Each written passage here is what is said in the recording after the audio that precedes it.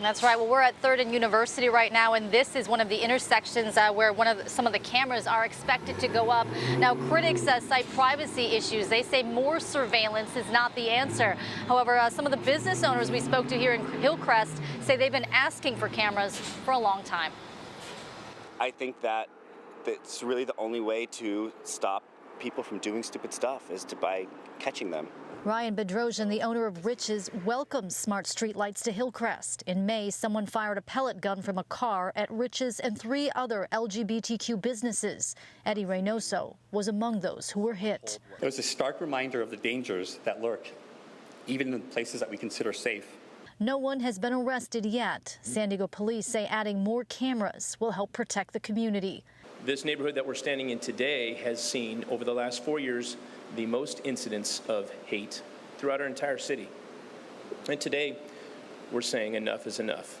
Chief Scott Wahl says 14 cameras will go up before this year's Pride Parade. Normally, this would require approval by the City Council, but he says SDPD will be applying the exigent clause in the city's law. He says this is urgent. It's not like a drone where we can launch it when there's an imminent threat within a matter of minutes.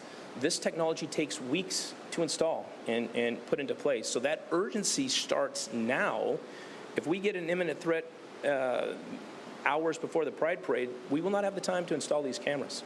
Surveillance isn't safety! Surveillance isn't safety! Meanwhile, a group of protesters from the Trust SD coalition gathered in Hillcrest today. Seth Hall says more cameras isn't the answer. The police, if they want to make a change to mass surveillance systems, they need to go through the community approval process that we all agreed on earlier this year, also in 2022, also in 2020. They should not be circumventing that process. They should be engaging it. Another coalition member told me today that she believes that the police are just using Pride as an excuse to add more surveillance. However, Chief Wahl says, I understand not everybody is going to agree with me on this. However, he says he'd rather err on the side of being more cautious. Shannon and Carlo. Now, Kelly, I understand SDPD will be going before the Public Safety Committee on Wednesday to talk about these cameras. Do we know exactly what they're going to be discussing?